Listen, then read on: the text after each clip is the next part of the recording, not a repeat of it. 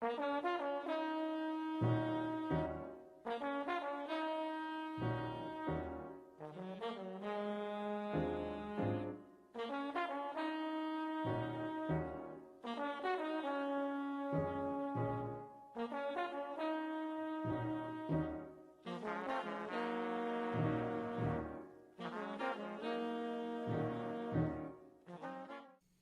are here to celebrate and reflect on the publication of Professor Obery M. Hendricks Jr.'s newest book, The Universe Bends Toward Justice. Now, as many of you probably already know, Professor Hendricks is a professor of biblical studies interpretation at New York Theological Seminary and a visiting scholar in religion and African American studies at Columbia. He's a former Wall Street executive, and he's the author of a widely received book, The Politics of Jesus, Rediscovering the Revolutionary Nature of Jesus' Teachings and How They Have Been Corrupted. Now, like this book, The Politics of Jesus, his newest book, The Universe Bends Towards Justice, is a provocative book that raises questions about the role of that the role of Christianity plays in conferring power to the already powerful and legitimizing the state of the poor in the nation. Now, as he writes in the opening pages of the book, we are living in insane times. Like the purveyors of a bad Orwellian joke, the religious right and the right-wing politicians have hijacked the meanings of justice and equality and cynically perverted them into very opposites. The Hebrew Bible and the Gospel of Jesus both command all who hold them dear to care for the poor, the weak, the vulnerable, yet right-wing politicians and prosperity preachers shamelessly interpret the Bible in ways that serve America's rich and ignores the sufferings of the poor. Now, that's just the first few sentences of the book. There's a lot more of critiques of that type. And so what he does in his book is explores the gap in the spirituality of Jesus and the spirituality of the contemporary church. He also explores how aspects of contemporary gospel music, as he argues, sensationalizes the way the church relates to issues of social and political justice.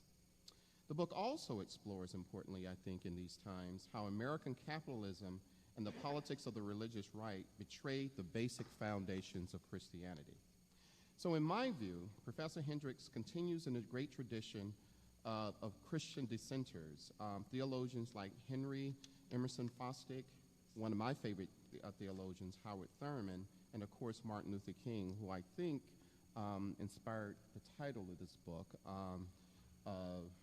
given the line, the bend toward justice is one of the themes that King continuously raised in his speeches. Tonight we will start off by introducing our roundtable participants.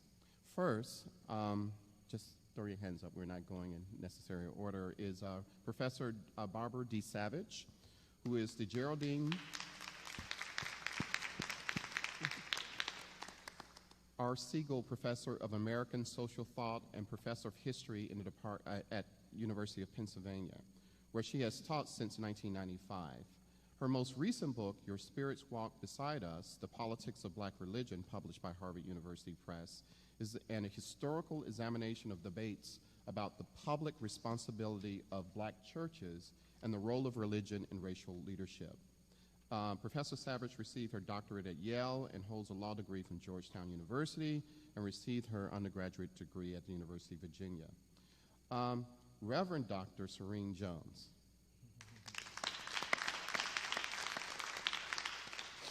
She is the 16th president of the historic Union Theological Seminary here in New York. She is the first woman to head the 174-year-old non-denominational seminary. Professor Jones came to Union from Yale University, where she was professor of theology at the Divinity School there and chair of the Women, Gender, and Sexuality Studies at the Graduate School of Arts and Sciences. She holds degrees from the University of Oklahoma, Yale Divinity School, as well as another degree from Yale University.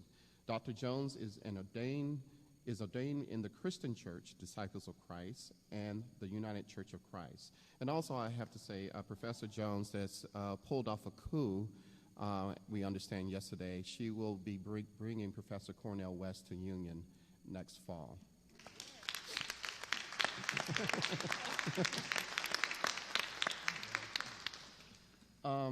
Pastor Mike, I was just told I can call him Pastor Mike. You guys already know him.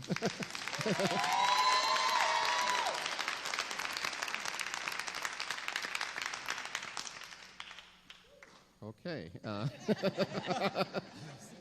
He is a native of Freeport, New York, and is the pastor here at First Corinthian Baptist Church.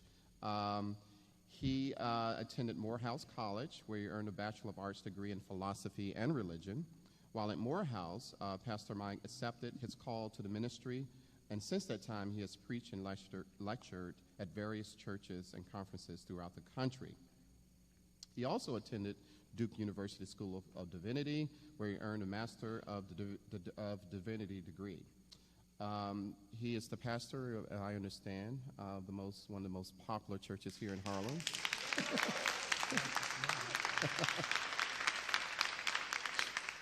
And we're very glad that and the congregation is hosting us this evening.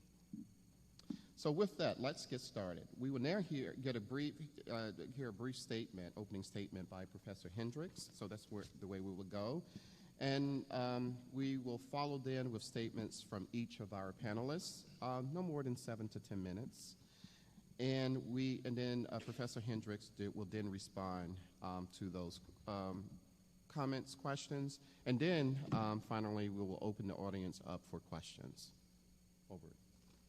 Thank you. Thank you, Professor Harris. And my name is Obery M. Hendricks, Jr. Obery M. Hendricks, Sr., whose namesake and only son I am, was born in 1926 on the outskirts of Farmville, Virginia, where almost 3 decades later, I would also first draw breath. In 1926, black life was extremely cheap everywhere in America, but especially so in places like Farmville. William Vanden Heuvel, who, as Robert Kennedy's Assistant Attorney General, was dispatched to Farmville in 1960 to try to reopen the public schools that whites had closed rather than desegregate, and who later served this nation as ambassador to South Africa, several years ago shared with me that white supremacy in Farmville was more deeply entrenched than anything he had seen even in Soweto. In this closed swelter of truncated lives and strivings, even dreams seemed to be banned, much less real prospects. So Obery Hendricks Sr. left home in the 9th grade to eke out a subsistence as a railroad porter, rather than choke on the peasant farm dust that had consumed his father, eventually leaving the rails to learn the bricklayer's trade, at which he proudly toiled for the rest of his life. He moved his little family, my mom and me, my sister Linda graced our lives later. He moved us from Farmville to the promised land of Newark, to find there, to his everlasting heartbreak, the only things those who controlled those concrete cities did promise to throbbing black wishful hearts. That is daily exploitation, daily insult, daily disdain, and daily dismissal of his humanity.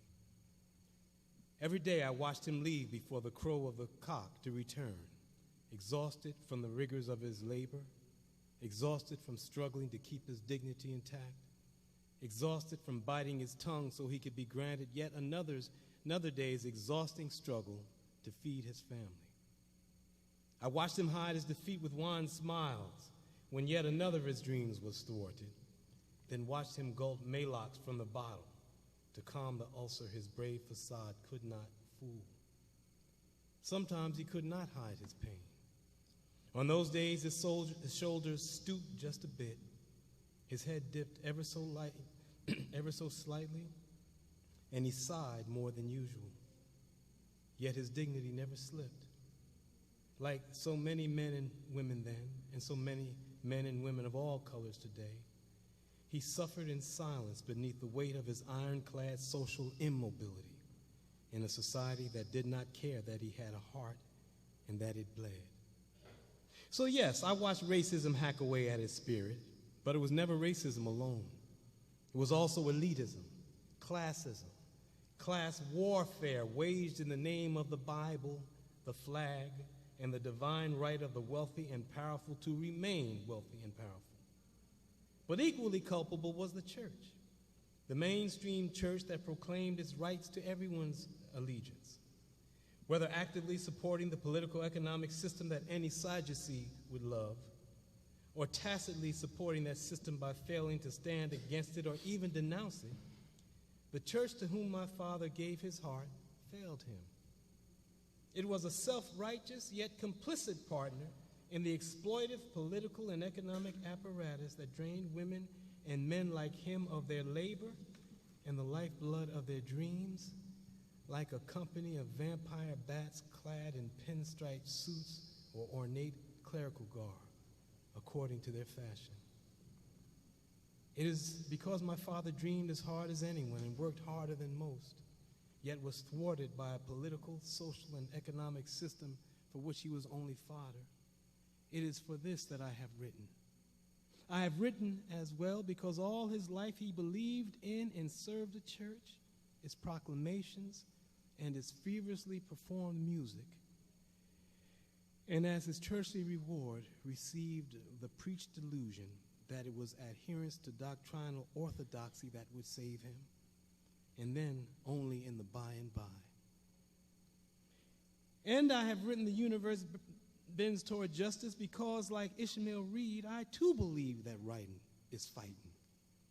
If we who claim not to be deluded in our faith and in our spirits are to rescue the liberating power of the prophetic witness from the backward foolishness proclaimed in its name, so justice can roll down like waters and righteousness like a mighty stream, then we must free the egalitarian ethos of the justice-draped prophetic witness from the pervasive ideological clutches of the backward and too often hateful conservative Christian right wing, the deceitful, self-serving clutches of the conservative political right wing, and the greedy, exploitive clutches of the conservative economic right wing.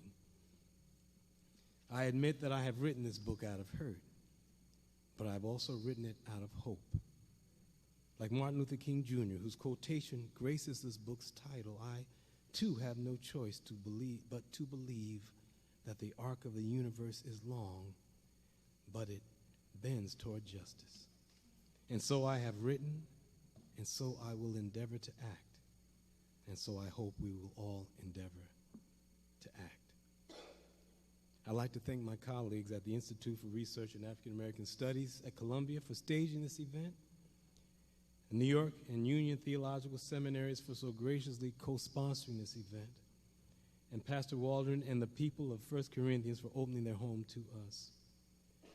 I also offer my humblest thanks and appreciation to my colleagues on this panel for doing me and my work the great honor of discussing it. I thank you all for honoring us with your presence. And finally, I thank my wife, Dr. Farah Jasmine Griffin, for the role she's played in freeing these ideas in my head and bringing this event to fruition. Thank you.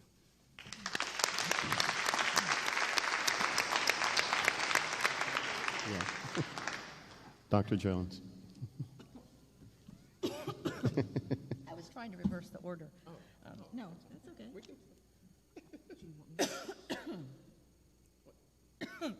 I'm now choking. That's a good way to get out of it. Professor Sapp. Shall I go? That would be great. Okay. Never seen that done before. You okay? Yes, I'm okay. Well, I'm very grateful to be here and just want to echo the thanks from Dr. Hendricks first to all of you for coming out tonight, certainly to 1 Corinthians for hosting us, and to all of the academic sponsors as well. I think this symbolizes the joining together of groups and interests that ought to be joined together and that benefit one from another by being in each other's company. So I also, of course, want to thank Dr. Hendricks for doing the hard work putting ideas to paper. You know, as scholars and teachers, I tell my students all the time that writing is the most difficult thing that we do. And so we're very grateful to him for the effort that results in this book, and for all that it has begun to teach us. When I read the book, to me it seems to be primarily, in some way, a call for a return to the basics. In some ways, a call for a new fundamentalism in the most literal sense of the word. I think today when we use the word fundamentalist, we reflexively connect it to a rigidity and sometimes to a kind of fanaticism. And that's not what I have in mind, and that's not what I mean. But what if we who call ourselves Christians were to make a return to the fundamental teachings of Jesus? What if there were a true back to basics movement? That idea is a oversimplification, of course, of the eloquence and the erudition of Dr. Hendricks' newest book, but at its essence, that's how I would decomplexify what he is arguing here, as he has elsewhere in other work. But more to the point, that's how I would explain his teachings to us and to those who may not have yet read the work. What is so potent in the book to me, however, is that we follow that call for a radical return to the gospel's message through his work and his training as a biblical scholar and an analyst of contemporary Christian popular culture and as a student of the classics. But most of all, what I hear in this book is a clarion call for us who call ourselves Christians to respond. It's a call and response. This is a call for us as Christians to respond, to do something, to radically rethink how we act as Christians. This book is not a polemic, or I should say it is not a mere polemic, because it is also that in the purest sense, a polemic being an aggressive attack and a disputation of prevailing views and practices and ideas, but it's much more than that. It is, as he reminds us, a manifesto, a denunciation that also calls upon us to act and to act now. And that's what I want to say a few more words about tonight. Those of us who write and teach about African American religion and its obligations to political community are especially grateful to have this book, written by someone who knows his Bible and its languages and who dares to question prevailing wisdom as the truer meanings of the Hebrew Scriptures and the gospel of Jesus are brought closer to us. Those of us who study the African diaspora, looking for the kind of connective tissue among Africa's scattered descendants, have often invoked the concept of translation, a metaphor for this work of exploring and refining our connections and our misconnections and trying to find a way to renew connection. In a similar way, Dr. Hendricks' writings are driven by his own translations and his own close reflections on the deepest meanings and intentions of not only the Scriptures, but of political economy and economic history. Linking the Gospel's admonitions about helping the poor, Dr. Hendricks reminds us that, as he says, Jesus was re-articulating commands that stand at the heart of the Hebrew Bible tradition. These commands have three distinct purposes. One, to lessen, if not fully eliminate, the economic differences that already existed. Two, to guard against the further development of economic class differences in society. And three, to protect the poor and vulnerable against exploitation by the rich and powerful. The radical notion of egalitarianism, of equality of opportunity and access, and of communal care for one another, including those who have the least in terms of material wealth, is our call and is our obligation and is our duty as Christians. That message and this translation reminds us, brings us back to the question of how we make manifest today the enduring clarity of these commands and of those commandments. So here we sit tonight in this hallowed, beautiful space. What is it that we are called now to do? How do we follow Jesus and not merely praise Jesus? This book is a scholar's plea that we follow a revolutionary path to liberate our neighbors and ourselves, to help us treat the needs of the poor, the jobless, the hungry, the homeless, to treat those needs as holy and as a holy obligation for us to act, as he says, to change this world into God's kingdom of justice here and now and on earth as it is in heaven. And for placing that demand upon us, I am forever in his debt. We owe it to him and to this work to come together and to move these ideas into action, person by person, church by church. And that is the manifesto that rests at the heart of this work, and I think that it has propelled the eloquence and the quality of the work, and that leaves us with some obligation to answer in our own hearts and in our own lives, and certainly through our own actions and commitments.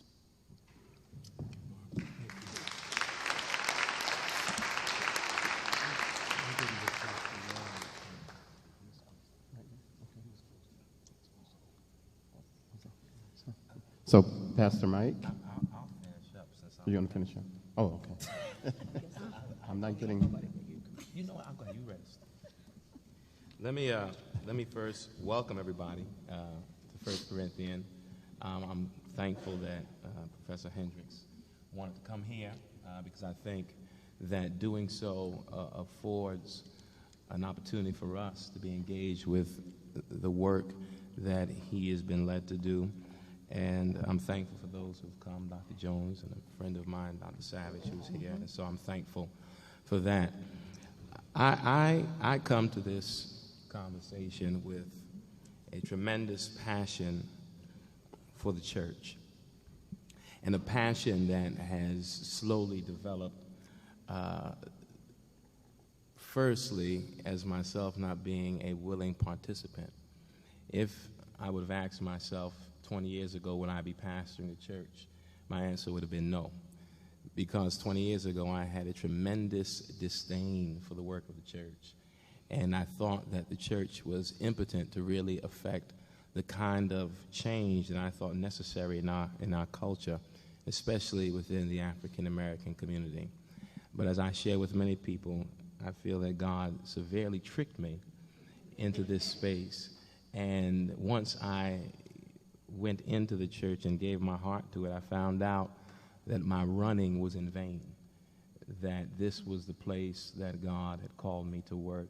This was the environment in which I would teach, and the environment that would really, I think, not only as I look at it as someone who comes to it with something to offer, but in the church, unlike as Professor Hendricks talked about his father's experiences, that it has been in the church that I've experienced the kind of love that has loved me back to wholeness. And so I come to this with a tremendous, as I said, passion, and also a heart for the church, even in spite of its misgivings and the issues that plague so many of our churches. I thank Professor Hendricks for this text because it brings to awareness many issues that you will rarely find discussed in church for the most part. And I would even say some issues that don't always get discussed in seminaries. And I'll say more about that later. One thing that the universe bends towards justice seeks to do, and something that I believe is essential, although Professor Hendricks doesn't put it in these words, but it seeks to radically recontextualize the ministry of Jesus. We have, for many years, almost seemingly a lifetime, witnessed the co-opting of Jesus' imagery and the co-opting of Jesus' name, but very rarely have we experienced a radical following of his teachings. And so I'm thankful to this text because it seeks to recontextualize, because so often in the decontextualizing process, we miss what is at the heart of Jesus' ministry, which is a ministry not just for poor people, but emerges among those who are impoverished, because Jesus is part of that class. And so I thank Professor Hendricks for reminding us that really to be who we claim to be as followers of Jesus, we are called to really reshape and reframe the ministry of Jesus in light of its own cultural context and historical context, so that we don't really, I think, do Jesus a disservice by seeking to embrace titles but not being really consumed with the work itself. I also am really drawn to the text because it continues to really take a prophetic streak in terms of pushing the church to reclaim its prophetic edge. That prophetic edge of the church is one that in many contexts has grown silent in contemporary culture in many ways, where the church is consumed with either the commodification of its own goods or participating in the performance which Dr. Hendricks highlights in the first chapter, being consumed with performance with no power, performance over politics, and seeking to over-emotionalize what I think on some levels is a necessary cathartic moment. But I think looking at it the way Professor Hendricks does and seeking to reclaim the radical prophetic edge of the church, as it needs to be one that renders a critique of the economic system, of the radical injustices that take place, the social inequalities that exist, I think is necessary. The other thing that I appreciate about this work is how it seeks to raise an alternative voice.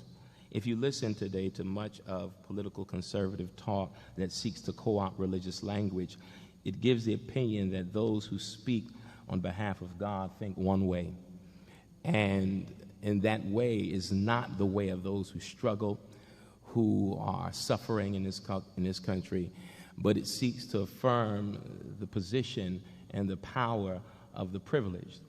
And I'm glad because this text reminds us that there are other voices. The problem is that those voices don't always have the access to platforms that those other voices seem to. And so bringing the kind of voice to the critiques of political conservatism, as well as the religious right, and as well as what Cornel West calls the kind of gangsterization of religious language, I think is necessary.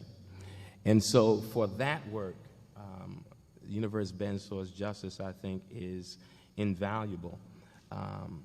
And as Barbara said, I think it pushes us to a place, as she said, a back to the basics movement.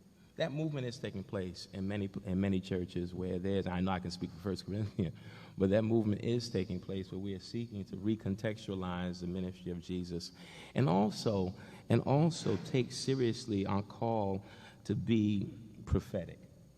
And I think prophetic, not in theory, but in praxis. And so I know it is easy to tell and speak of being prophetic without engaging one's body. But for me, being prophetic means the merging of theory and body. That fusion is necessary, or else any faith we proclaim is only a disembodied faith that has no real strength when it comes to transforming the plight of the masses of people in our country. So not only would I, thank Professor Hendricks for helping us see how to recontextualize the ministry of Jesus, but also it pushes us to really reorient ourselves with Scripture. That I think is highly necessary. As he talks about reading from below. The reality is that some of us can only read from below because of where our own social location is, and so there's really one way of looking at it. But I think this notion of reorienting ourselves with Scripture, understanding what it looks like to have a different relationship with Scripture, And I think part of the reason why, as Professor Hendricks spoke of the tragedy of many of our churches and even the tragedy of his father's experience in the church, is because there has been, in many ways, a distorted or even dysfunctional relationship with Scripture, where Scripture replaces relationship with God. And so the marching orders comes by virtue of texts that can be manipulated by voices for their own personal agenda. And so I think this is part of the issue we must begin to thrust ourselves into. How do we reorient ourselves with Scripture in a way that does not become handicapping or disempowering, but empowers us to seek to be true, not Christians, but true followers of Jesus? And I love that point in the book, because I think the last thing we need now are more indoctrinated, self-aggrandizing Christians.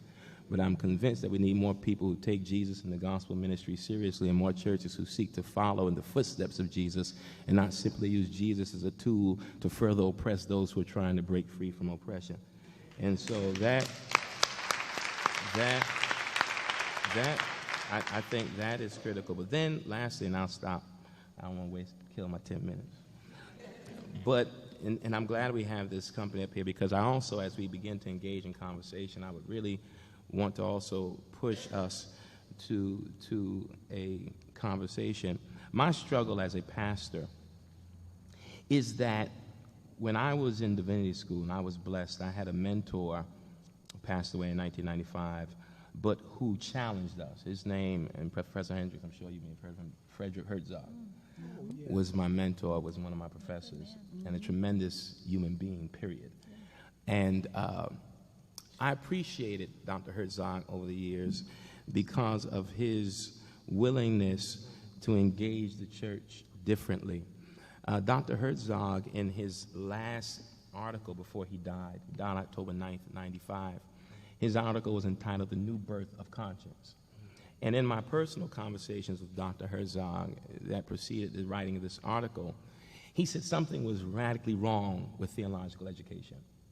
He said the way theological education is done and the way we do theology is problematic. He said something that I had to get and write it down, but he said, why is theology blind? And what is theology's blindness? He said, for lack of interest in theology, theologians themselves are partly to blame. In our capitalist society, theology too often has become private enterprise, relegated to a limited few who simply engage in bantering between one another.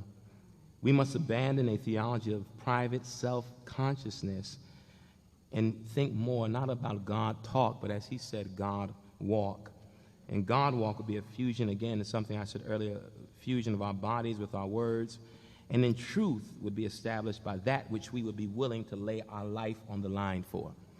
So that for Dr. Herzog, and I credit him tremendously, theology, in some ways, itself and religious study itself must be liberated from its own captivity to really a capitalistic ethos that is problematic. Another scholar who I was fond of, Swiss theologian Walter Hellenweger, says scholarly theology is bankrupt not because its products are completely worthless, but because it cannot transport its products to where they are more needed than daily bread, and that is the church and society. So that as a student of theology and as a divinity school student, the dean at the time said that our task is to lead theologically, to lead the people, to think theologically. And at some point we must begin to not only raise the critiques of what is wrong with our churches and what is wrong with our country, but we must begin to show how do we translate these kinds of revelations by virtue of texts such as this or other enlightened professors. How do we become the translators so that people who come out of seminaries don't feel like they have to abandon what they learned to be effective in the church?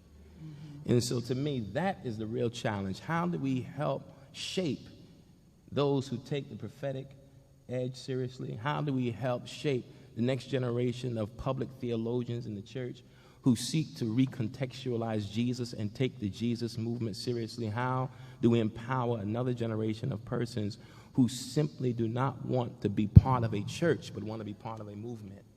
And so I think that is a challenge that is before us, and I thank Professor Hendricks for pushing us in that direction. Thank you. Thank you.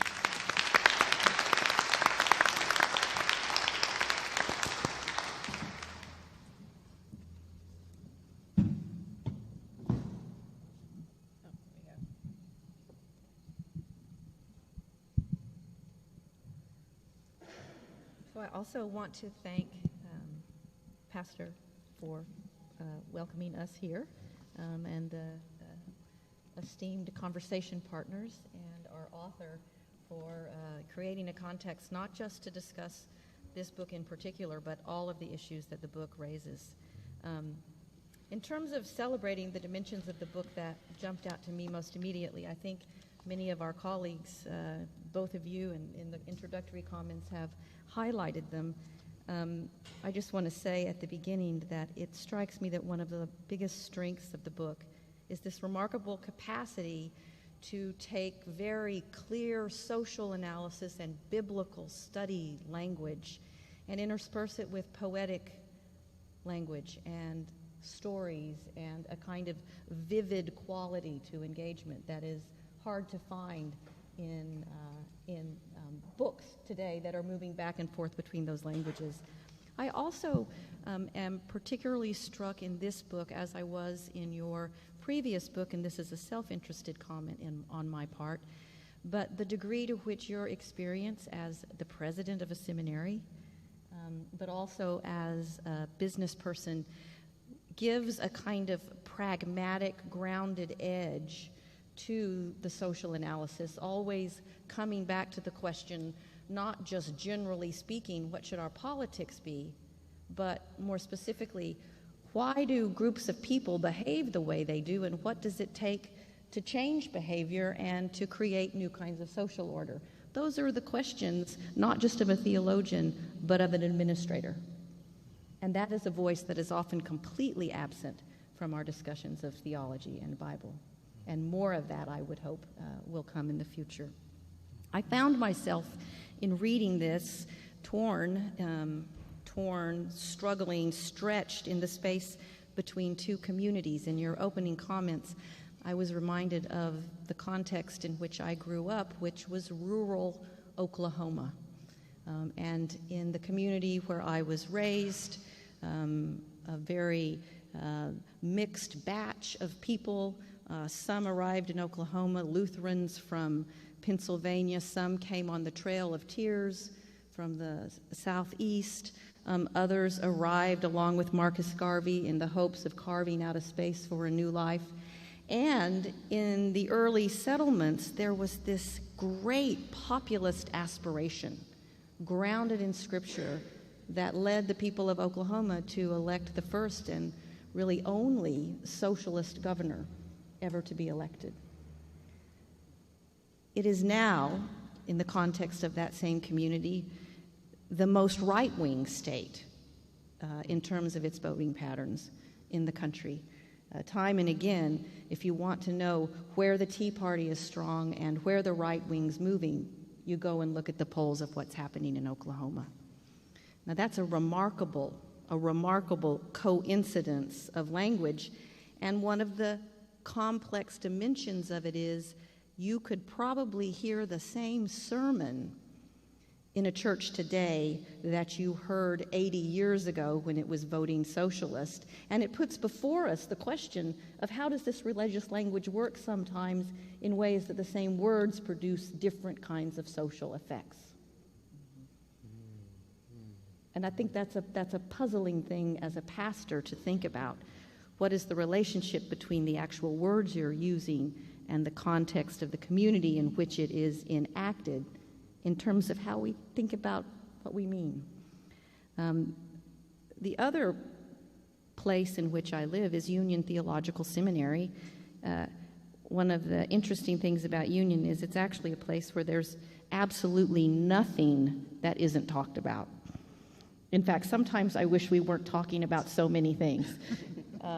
So it's an interesting way to think about the spectrum of conversations.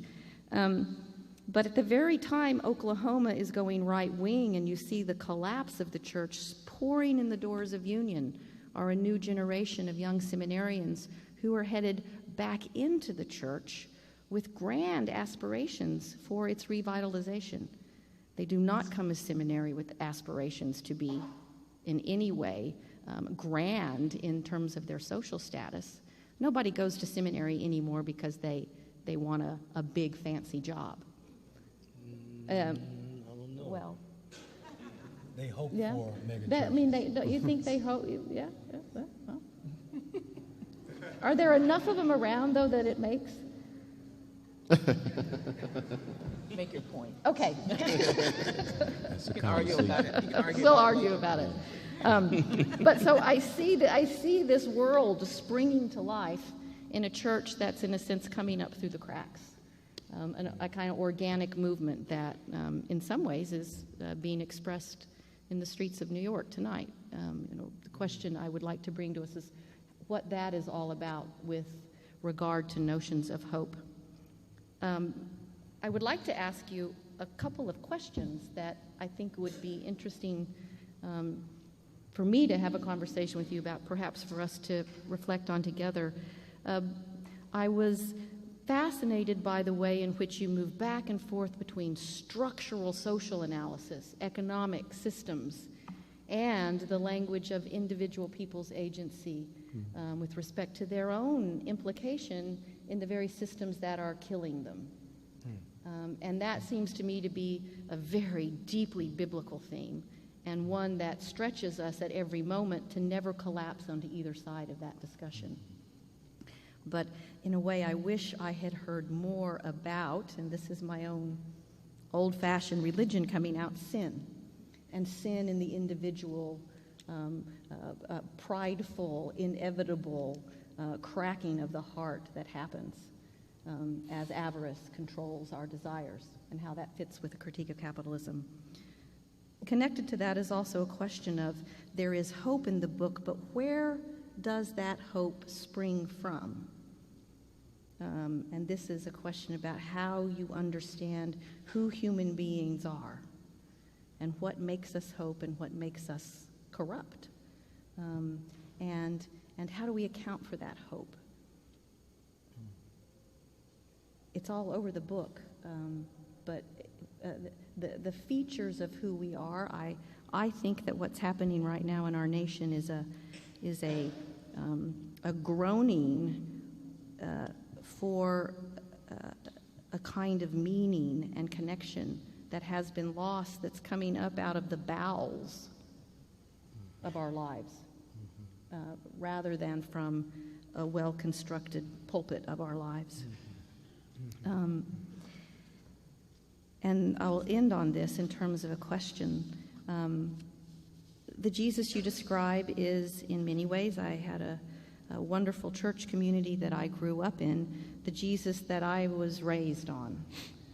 I learned this Jesus, I walked with this Jesus, in many ways this Jesus that is in those spaces of marginalization was the theology that I was formed in the context of, and yet I find myself today wondering about the radical revolutionary potential of a Jesus who is not just a revolutionary and not just a figure grounded in the logic of social justice, but a figure who is always on the other side of imaginative possibility, in a sense always cracking our own preconceptions open and pushing us, and it's sometimes ethereal language, into spaces that might flip back on your own text and raise questions about the shape of the Jesus that is figured there.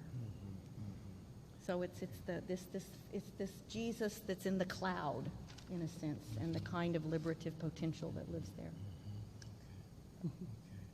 Okay. You don't? Okay. Thank you. So, I'm ready for that. so we'll get a short response and then we'll open up for questions. Wow, thank you. I just want to try to take a moment to respond to each. I really appreciate my colleagues here, and I'll try to respond in order. Barbara Savage, by the way, who came all the way from Philadelphia to honor us with her presence, and who is just, her book is, your book, the title of it again is? Your Spirits Walk Beside Us. Your Spirits Walk Beside Us. Extraordinary book. I've used it in my course a number of times, and so I'm really thankful to have you and appreciate your insights, Barbara. You talked about a certain return to the fundamentalism, and in the best sense of basics, what it really says. And that's very interesting because what I've tried to do, even keeping in mind that everyone has their own preconceptions and their own, is that I've tried to deal with integrity what I believe the Bible really says in ethical terms and in moral terms. And I've tried to, in this book, I tried to deal with it in terms of spirituality, in terms of politics, in terms of economics.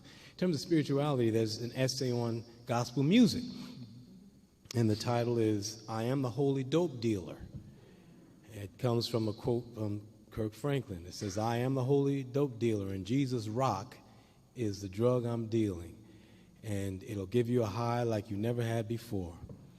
And I just found that a little bit problematic because, you know, it really, it's like he's saying, yeah, Karl Marx was right. Religion is the opiate of the people, you know, that'll just make them feel different but won't empower them to change anything.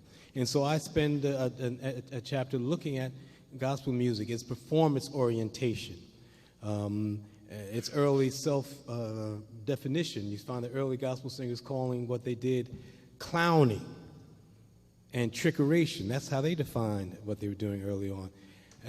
And, you know, folk call it spirit, call it getting in the spirit, but they called it getting the spirit. They also called it clowning. They acknowledged that it was very performance-oriented. And so I wanted to look at what that means when we take our power and our strength, our emotional power, and utilize it in service to or in reaction to performances.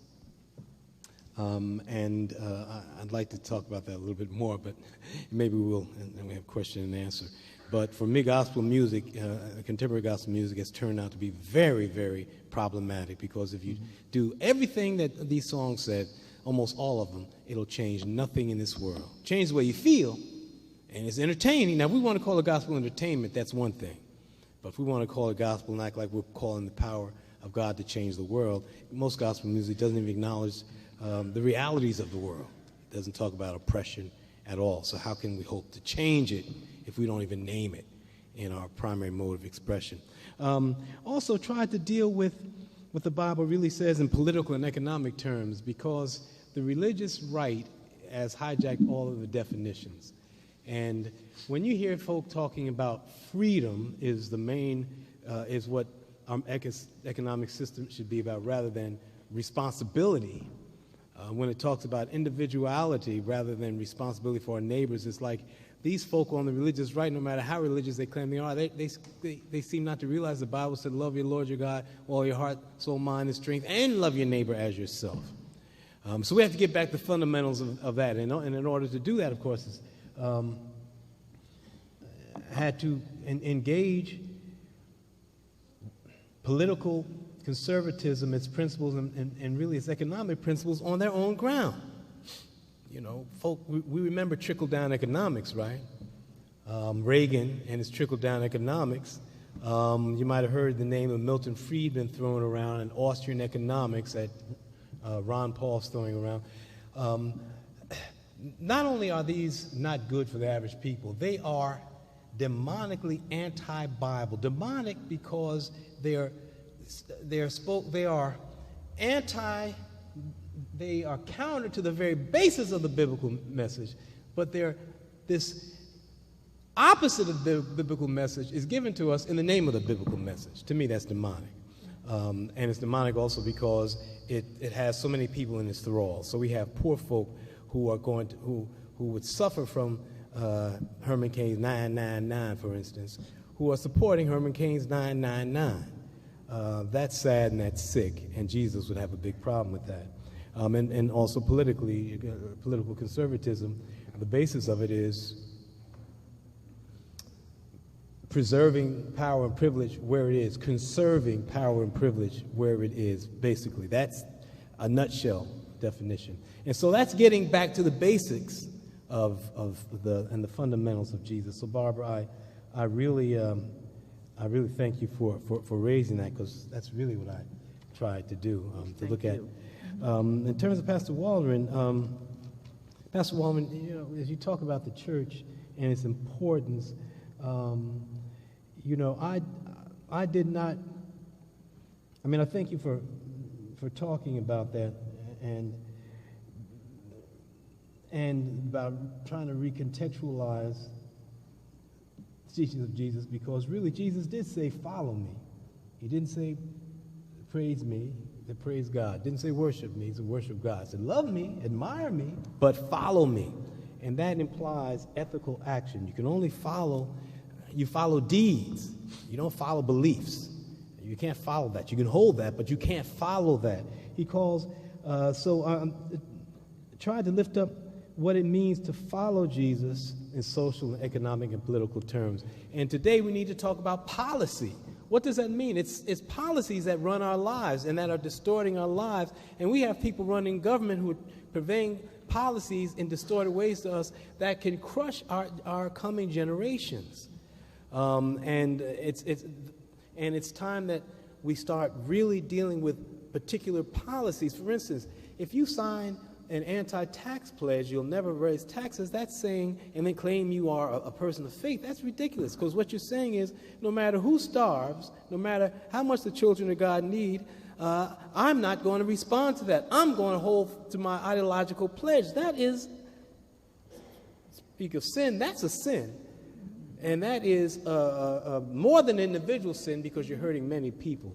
And so we have to start questioning these things. We have to start questioning folks who want to cut the safety net from under us, and claim that what they're trying to do is save the economy. They weren't worried about any deficit when the previous president was running up deficits. In fact, the previous vice president said deficits don't matter.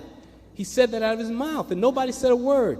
Now, all of a sudden, when there's someone trying to help the people who really need help, this is what they're saying. Well, we have to push back on that and deconstruct that, and meet them on their own ground. And I appreciate Pastor Waldron talking about the importance of trying to lead theologically. I think that's something I've tried to do, and I think it's crucial for all of us to try to do, to lead folk back to the fundamentals that Dr. Savage talked about. And I know that you're trying to do that here in your church. I hear it all the time from your parishioners that are my students, and I'm thankful for it. And so thank you, Pastor Waldron, for your witness and for your remarks. And Dr. Serene Jones, whom I'm sort of feeling sour grapes about, because she has Cornell West at her school and not mine, but I'm thankful just to have him back in the neighborhood. He's a friend and was an important professor of mine in graduate school. Different words having different social effects. Or the same word having. The same words having different social effects, rather. And that is really our fight here, because we're not fighting against flesh and blood. We need to stop, ad hominem attacks. We don't care about putting people down, but we are fighting against principalities and powers. They want us, to fight against flesh and blood. They're always trying to point out, Obama's doing this wrong and this one doing that wrong. Be angry with them. But we must be concerned about the systems that are taking away, that are trying to take away what we have, and that if we let them go, will result in greater disparities of poverty and wealth in this nation. And the way they're doing it is by distorting the message of the gospel. Jesus talked about the poor more than anything else other than God. You don't hear these folk talking about poor folk at all. They talk about the middle class, but their policies aren't even worried about the middle class, much less poor folk. They turn the gospel, the biblical prophetic message, on its head. In that, the prophets railed against systems that corrupt, that exploited and oppress people's lives. These people make it a sign of godliness to support these systems. They make it a God out of patriotism, and if you do not put the patriotism as they define it first, which is an idol, then they claim that we're not respecting God or following God, or that we're not believing, that we're not Christians.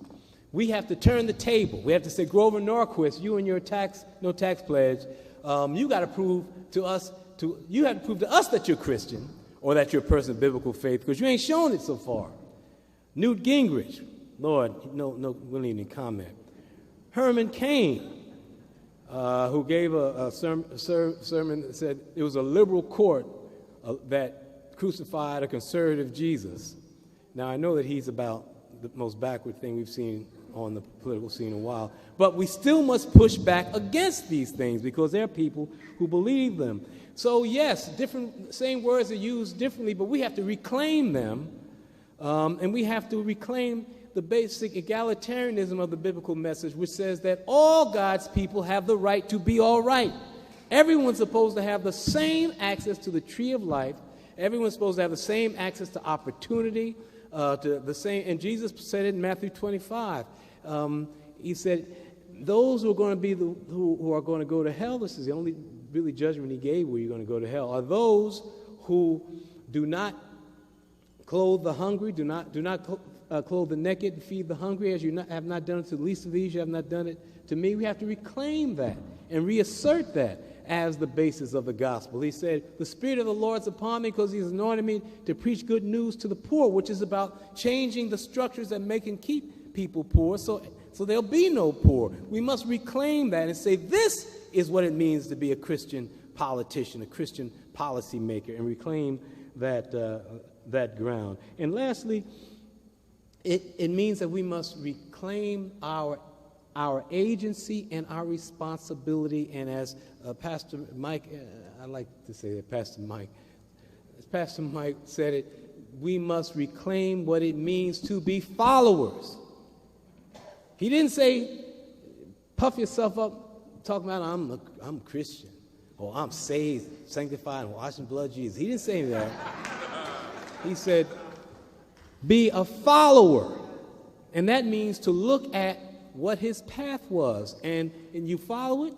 And Chris Watson, your parishioner, Chris Watson is in my Mark seminar this semester. And we look at, in Mark, it's so clear that what Jesus is doing, he's going everywhere, trying to raise people's consciousness, pushing back against oppression, pushing back against exploitation, pushing back against bogus definitions.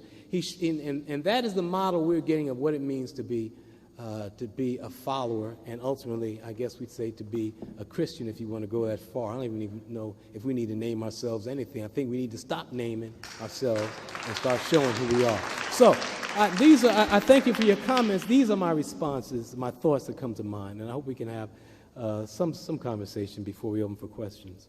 Okay. So we're going to open up for questions. There are mics on each side of the aisle, so please come up with a question. But in the meantime, Professor Hendricks, you started off with some comments about contemporary gospel music. And what I want you to do is talk a little bit more about that. Because when you were making those comments, I was wondering, well, hasn't gospel music pretty much, based on your critique, have always sort of been not focused enough, always focused on the individual and not on sort of social change? And could one also provide the same critique about the spirituals. Well, let me say quickly. First off, I grew up on spirituals. I grew up on the soul stirrers and the old guy, Sister Rosetta Thorpe, who was quite a performer on a guitar. But I grew up on the spirituals. I love deeply sincere and deeply felt spirituals.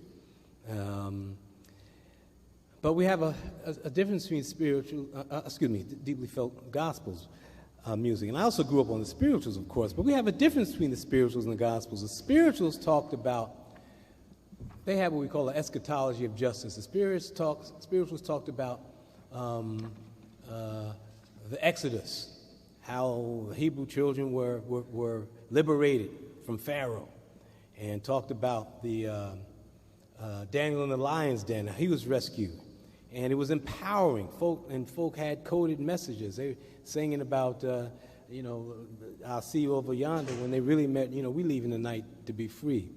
And so the spirituals had this eschatology of justice that expected justice in this world and tried to empower people to hold on and to resist oppression for justice in this world. Those were the spirituals. The gospel music the spirituals were born in the rural precincts. Gospel music was essentially born in the urban areas.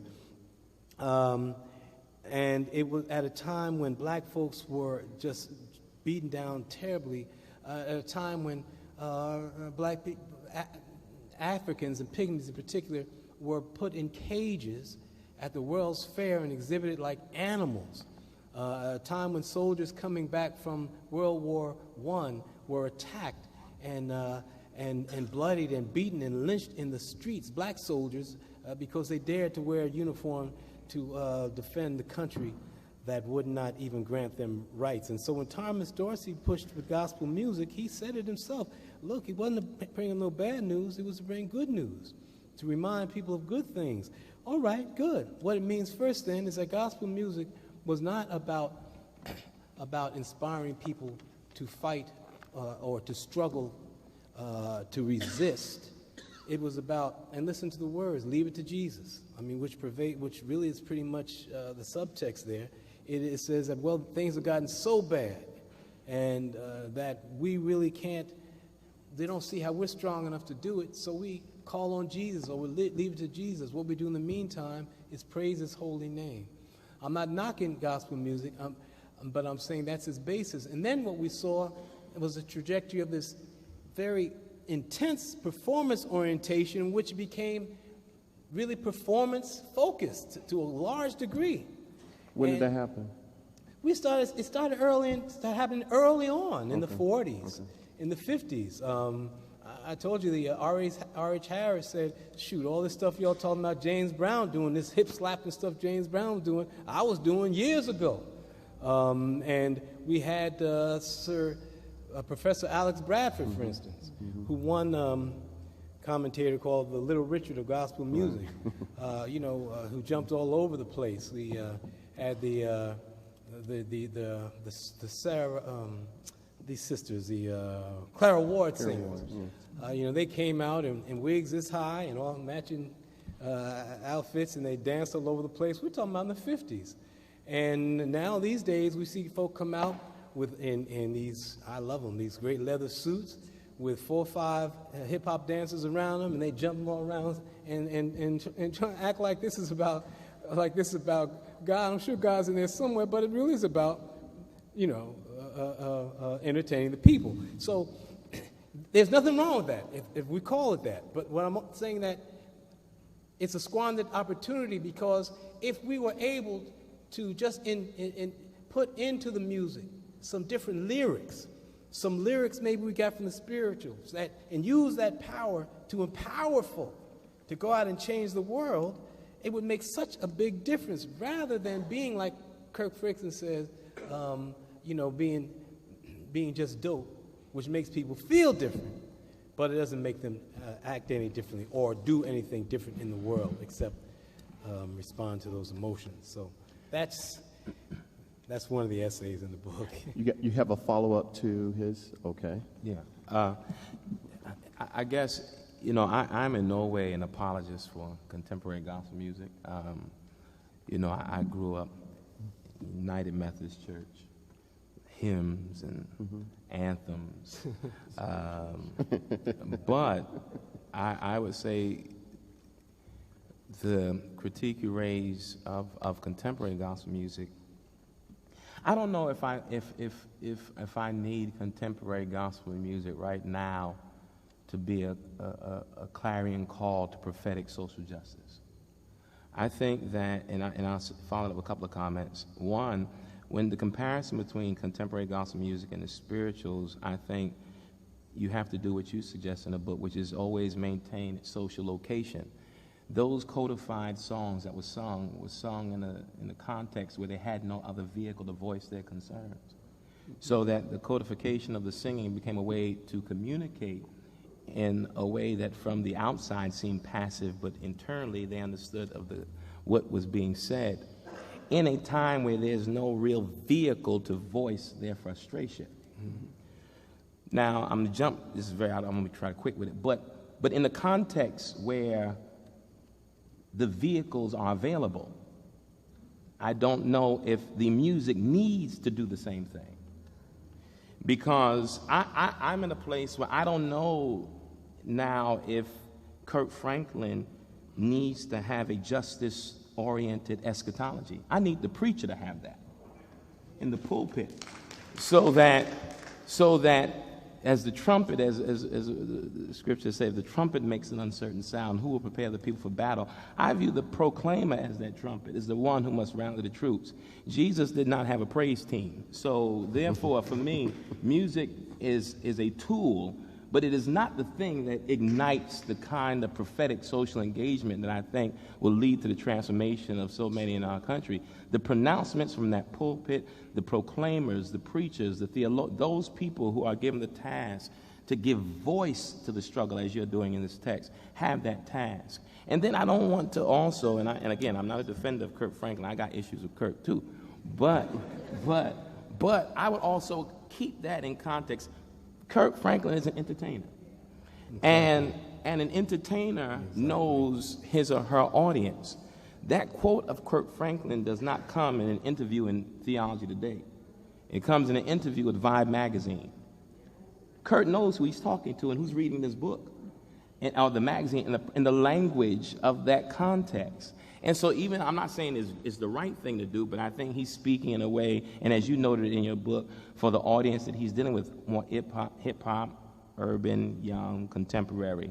But I don't know if Kirk has in his mind Karl Marx. If Kirk knows who Karl Marx is, I don't know. But what I would say is that here's my struggle, I guess, as I looked at the piece on the critique on gospel music, because you talked about the performance orientation of contemporary gospel music, but the performance culture seems to permeate not just contemporary music, but even in the academy, though, where there are intellectual performers and who market their lyricism. Yeah, right. and so so the performance orientation is not just in gospel music. It is a part of the larger culture that is consumed with performance and image. And so I appreciate, because at least Kirk say he's an entertainer. There are those who mask as theologians, preachers, scholars, who won't say that they're entertaining. So I appreciate that. The other piece is, one thing you said is that that it changes the way you feel. But I'm always amazed, and by the way, let me say, we use your book, Politics of Jesus, here at the church too, right? So I got to say that we use that book here. But I'm always amazed when I hear. I for one come out of a school where social justice was preached to us consistently. I mean, you at Morehouse, you're going to be a Morehouse man. You're a leader for social change. What happened to Herman for Cain, though, man? Well, Cain, you know what's funny? I got to say this. You know, Morehouse put out a disclaimer about Cain. They just said he was a graduate. That's it. But yeah, they didn't say he was a Morehouse. He's a graduate of Morehouse. Not a Morehouse.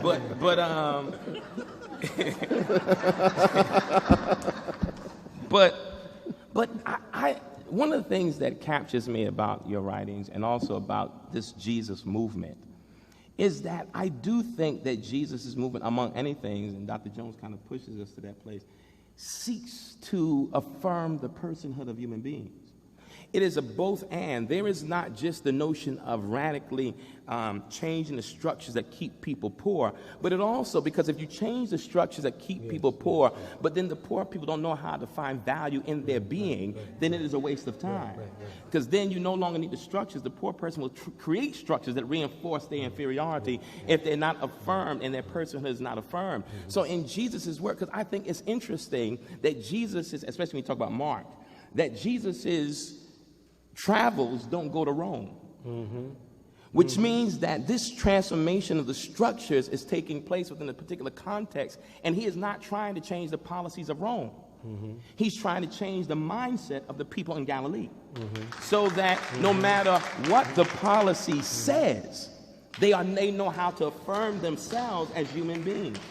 So I'm not saying that it's an either or. I think it's a both and. I think if you take Jesus seriously, you do come to a place where you must really challenge the structures that reinforce inequalities and poverty and injustice. But at the same time, I don't want to underestimate the value of parts of gospel music that pushes people to a place to affirm themselves not only as human beings, but human beings in relationship to God, because that is where their value and dignity comes from, in that God relationship. So I appreciate. Now again, a lot of the performance in the gospel is sometimes gets carried away, but I do want us to keep that in mind. There's a place for the affirmation of personhood via gospel music. Absolutely. Yeah. Absolutely. Can I split the difference here on that? Because I think it's a really interesting little debate that's going on here. But I think it is important to remember that part of the problem with the critique of Kurt Franklin, and part of is that he or not just him, that there's a tremendous amount of access and influence that comes with his role as an entertainer. And so the question might be, what responsibility does he have? But I think more importantly than that is, who is his counterpart? That is, if we don't like Kurt Franklin's message as an entertainer, is there somebody out there who's doing contemporary religious music, who's actually saying some of what we're saying up here tonight, who actually is talking about following Jesus, that the message is actually, so it's nobody's beating up on Kurt Franklin. It's like, where are the other voices? Because if you have alternatives, then you just don't buy Kurt Franklin, you don't go to that concert, you go and you listen to whoever. But it's the dearth of other voices, I think, that also is the problem. And in popular culture, and certainly something that has a great deal of both economic and social access, or social capital. Let me just say, I appreciate these comments very much, and the empath is very important. Let me. What's the song, Farrah, that tears us up every time we hear it, by Kirk Franklin? Huh? The Reason Why We Sing. Is that it? What's it called? Kirk Franklin song. Silver and Gold? Is it Silver and Gold? No, it's the reason. Silver and Gold? That's the reason why we sing? Anyway, the song is, man, that song, I can't hear it without getting just moved, without being moved. I mean, there's the empathic, the empathy, the nurturance that we find in gospel, so much gospel music, is very important. I don't knock that at all. I grew up on gospel music. It was less concerned. I found it more nurturing than the orientation now. But for me, there are a couple questions, and that is the question is not what gospel music does not proclaim, because you can nurture people and support their sense of themselves and give them hope without making a prophetic proclamation. I mean, you can't. Often there's just not enough room to do both anyway. The question for me is not what it doesn't proclaim, but that it often distracts. It is a distraction sometimes. It makes claims of being about being spirit-led when often it's merely just spirit-ted. And we have, and it has people, it works folk up without necessarily empowering. Now that's entertainment, and I love being entertained too, but we must call that. So don't get me wrong, I'm not down on gospel music. I got a bunch of gospel music. I am from the black church. I didn't grow up Methodist. I grew up Baptist. I grew up not just folks shouting, but falling on top of me. Man, I got hurt as a child.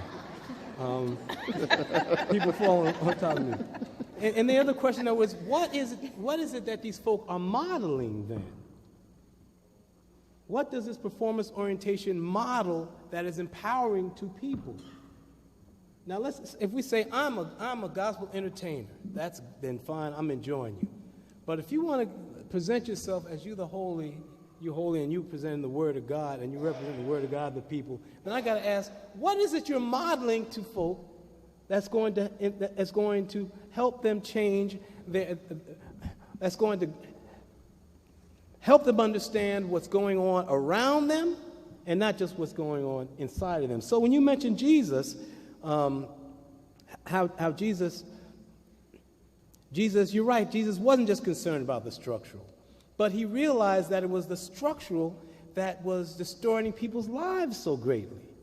And that is what, I know those are kinds of things you talk about here, but that's also what's not being talked about in the music that's got more of our people's attention than anything than maybe hip-hop music. And so they go and they sing, they go to shows, and look at black folk. We're still in the same shape that we're in. But, we have church, we have fun, we go in and we jump, you know what I'm saying? We got to model something different. That's my critique. Not that I dislike it, but that it presents a model that is sometimes null and void, and it distracts people's power often from from the kinds of things that Jesus also told us to engage in. So if we follow everything it says, very few of us would be following the kinds of prophetic things that Jesus told us to do to change the world.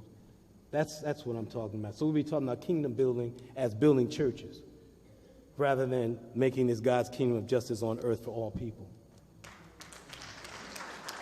Okay. Is there a question? Yes, I had a question. My name is Bill Burke. I'm a former student of Dr. Hendricks, and I enjoyed your book so far. And my question is concerning gospel music, how you mentioned in the text how the spirituals represented we, the group, and how gospel music represents the individual. And at the time of the spirituals in chattel slavery, African Americans are on the same economic platform, really at zero. And now we see African Americans at different platforms, economically speaking. Do you see that's possible, that spirituals can become the norm or the voice of a group of people? Spirituals or gospel? Gospel, excuse me. Can become the norm of... As it did in the early days, as you describe in the book, during chattel slavery, where speaking as the group, and you identify gospel music as speaking for the individual. Yeah, I think we're talking about the relationship between Christ and culture, or religion and culture, right? And that gospel music, like everything, like every other social formation, can often reflect the time and the setting that it's in. But you made an important point. Spirituals were a communally constructed music. They came out of the community. They didn't have discrete authors. They often didn't have soloists. And anybody from the South knows you go down there and the old folks still do it the old way. They might hum, they call it moan, and they'd hum, and somebody would start, and they all come in and they sing it together. Gospel music is though different. Gospel music is commodified because Dorsey began copywriting his songs. songs were identified with particular people rather than expressions of organic communities. So I'm not saying that's wrong, it's just a sign of the time, but it does lack that communal aspect, which was not performative in the same sense. You know, now it's performed by sang and performed by particular people, and we have to notice that too often congregations are not congregations, they're audiences. They audit, they listen, they hear, they don't participate. So, I mean, I hope I'm getting near an answer for you. I'm thinking that the gospel music, though, with its specialization, now we have soloists and all that. You know, I tried to show in the essay that the development of that mirrored the development of of industrialism, industrial capitalism, and the music, you know, mirrored the growth of the assembly line, where you have the specialization and everything, and folk didn't have that before. I'm sorry. Go ahead. I do agree that should still be the spirit, but that was my question. Is it possible to communal service? That folks are communal spirit again. Yeah, folks are in different economic stations. Can it act as a bridge? Yeah, no. Can that be heard again? Is it possible? The communal nature. Yeah, of the spirituals. I think it could if we reproclaimed the message of Jesus. Jesus had a communal message. You know, the Hebrew Bible doesn't have a word for individual. It's am. The word's am, people. It doesn't acknowledge. So salvation, and you raise an important point. As long as we keep talking about I'm looking for my salvation, rather than we're looking for the salvation of the people, like in the Hebrew Bible, like Simeon in the temple in Luke, where he's sitting around the temple waiting for the salvation of the people, reminded me of the old race men in the barbershop when I was growing up, waiting for the salvation of the Negro, as they call it. And Martin Luther King, they'd say, was helping to bring the salvation. If we reclaimed that, yes, if churches reclaim that communalism, I think reclaim Jesus, the message of Jesus, I think we could see that again. I think that's the only thing that's going to save us.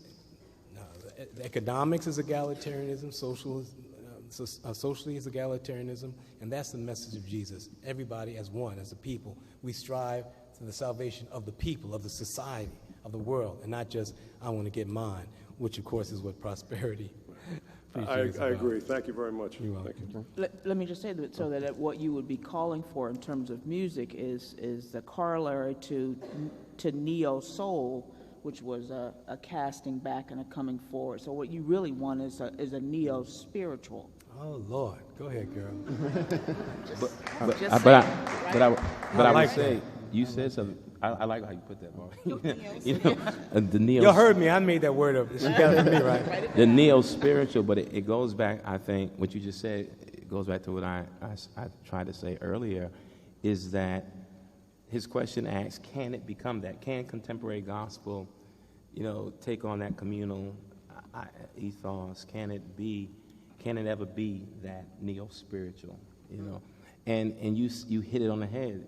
You said it could be if we reproclaim the message of Jesus, which that means that the next Kirk Franklin, the only way we don't recreate that depends on where that next man or woman is sitting every Sunday. That's right.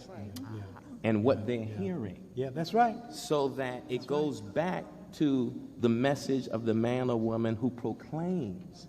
If there's inconsistency from the proclaimer, you see, because Kirk Franklin was a member of somebody's church, and heard things that pushed him in a particular direction. I put the burden on people like myself, not on Kirk Franklin. I want to teach Kirk Franklin how to reclaim or really follow the footsteps of Jesus and not be intoxicated by consumer culture to make money in Jesus' name. And we scholars have to play that role too. We can't just be ivory tower. Well, I'm gonna stop. There you go. No, you're right. Okay, we're gonna go to a question. Good evening, praise the Lord. So I have a couple of little things to say. I know we mentioned briefly about what's going on tonight in the city in reference to all of these. Occupy. They're all around. I don't want to say boycotting, but they're protesting. And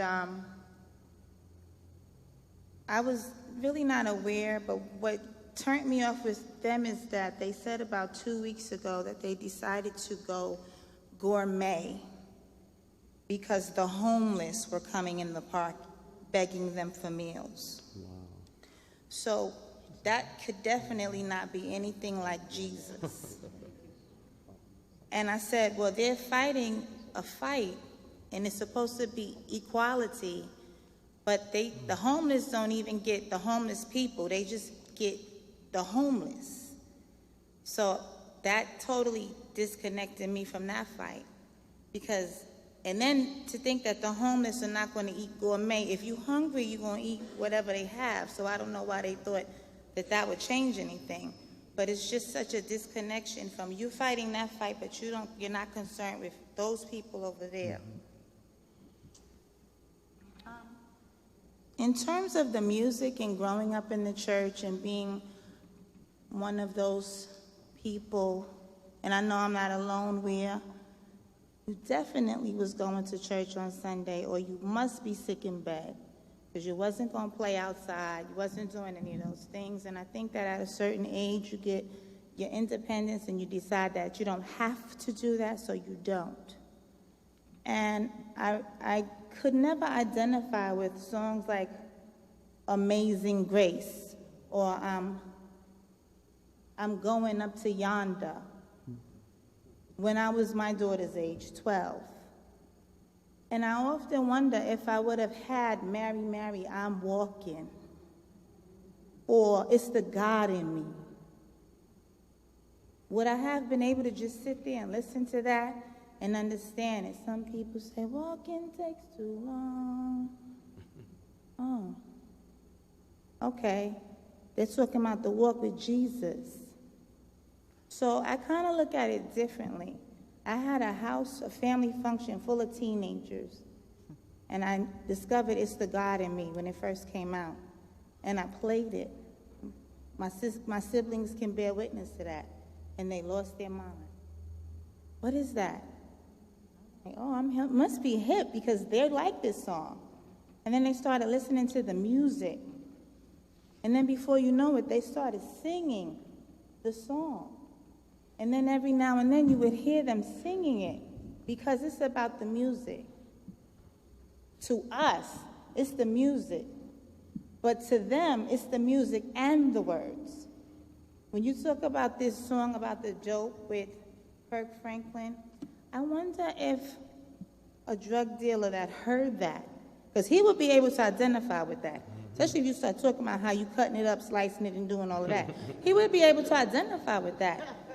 But with him listening to that, what change would that make within him? We really don't know.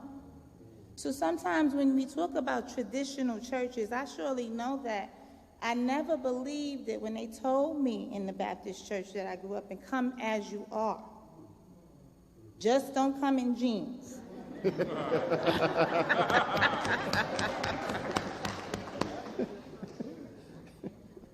Just don't come with a skirt that fits you a little bit too big. Mm-hmm.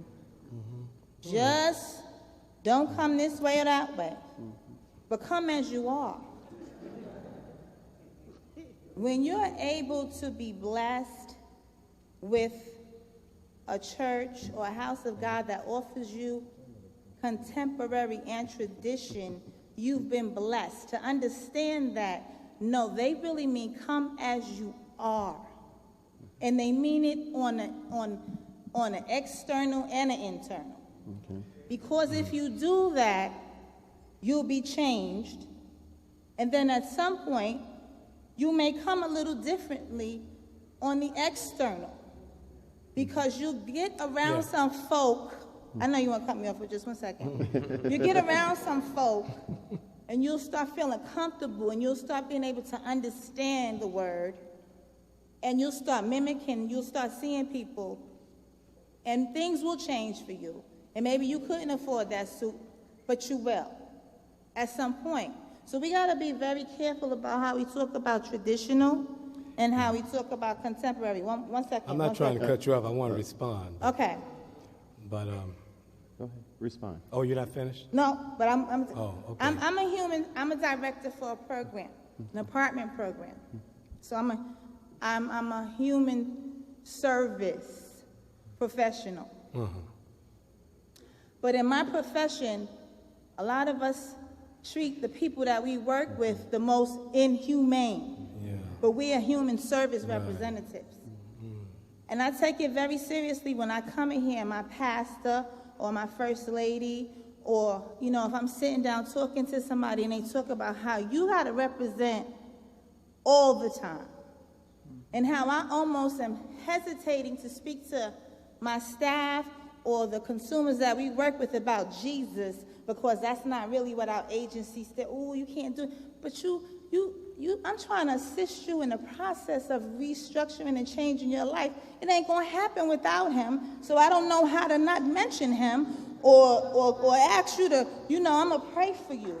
Or, you know, I can't invite you to my church. I can't tell you to read the Bible. I can't give you no scriptures. I'm afraid to say God bless you around certain administrators. Even when you they talk sneeze, about right? administrators, because I'm an administrator. So when we talk about justice and politics and tradition and all of this stuff, we all got to really get together. We need a bigger panel than this. We need OMH and DHS and DM. We need a whole lot of folk in here. Because what it is when we was talking about God in school, things were different. They don't pray. They don't do none of that. You can't mention Jesus in there either. Okay. Yeah. I'm going to go. I just wanted to say that. Oh, no, thank you. No, thank you. No, you made some very good points. And yes, you took time to make sure it was clear what you were saying. And I think that's important. You know, for me, it comes down to two things when it comes to gospel. Well, the gospel music comes down to this. I think the prior question is, what does Jesus call us to do? What is the nature of Jesus' message? And then the question is this, that, the other gospel music, this book, that book, whatever it is it consistent with what he calls us to do? Now, the question, I don't think, is not whether it captures anyone's attention, because a lot of things can capture people's attention. And it doesn't, and my question always is, once we get them in, the question is, what are they being called, what do they understand themselves as being called to? And what does it mean to them in terms of what they're going to do from that point? You know, I've always been very careful when I've spoken to churches, you know, and preached to churches, and they say, open the doors of the church. I don't do that at every church, because there's some churches that I'm not sure what I'm calling people to do when you open the doors of the church. And so I'm careful about that. I think that in terms of though you talk about how hard it is to call to bring Jesus to people in situations where you know would make a difference, and I know what you're talking about, but I think that can all be cleared up with this, that Jesus was not concerned about Jesus. Jesus was concerned about Jesus' teachings. And Jesus' teachings can be taught, emulated, lived without mentioning Jesus' name, and I can't see any evidence in the Bible that Jesus would be upset about it. And in fact, I offer this, I might get in trouble, but you know, it's too often that what's been evolved around Jesus in some places around the country, and we've seen on TV at times, is something that's almost like a personality cult around Jesus, which is just concerned about Jesus' personality, which we don't really know except through the gospel, but less concerned with what Jesus said and what Jesus did and what Jesus modeled.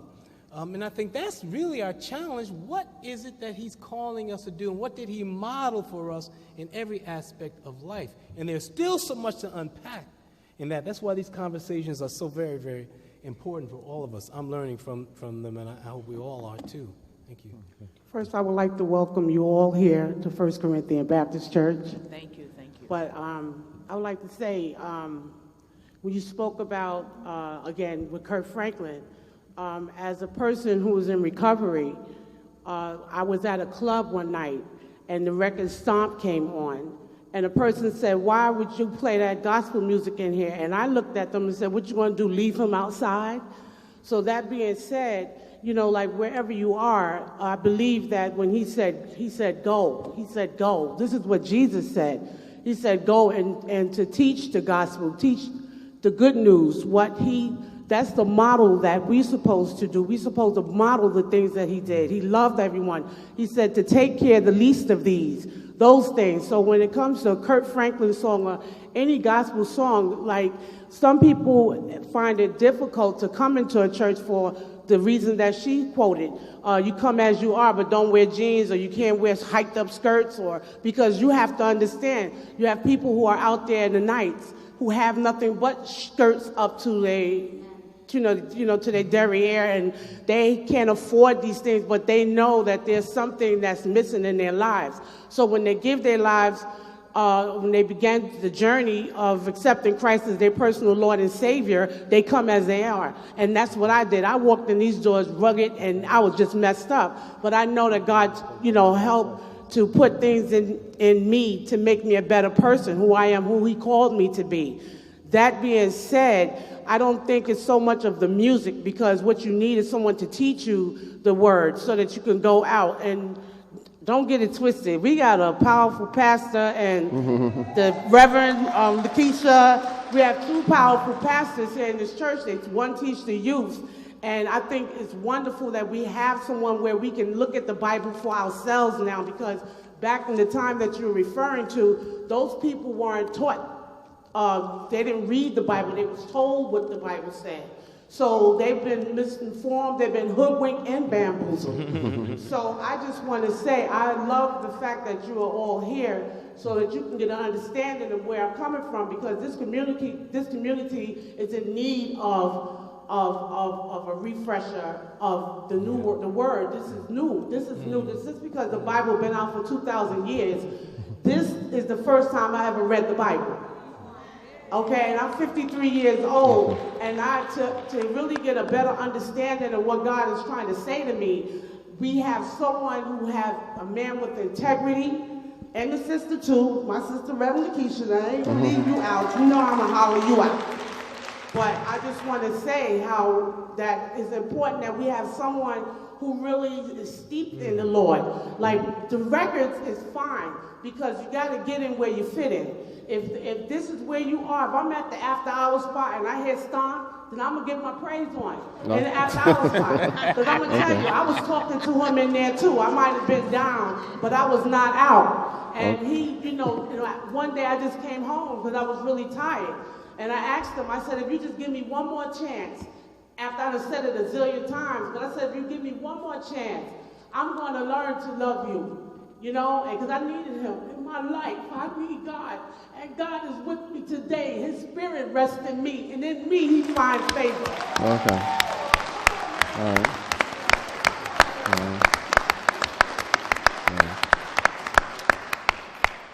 I feel like I'm in church now. I appreciate the personal testimonies, but we really do want to keep it to the questions for the panel.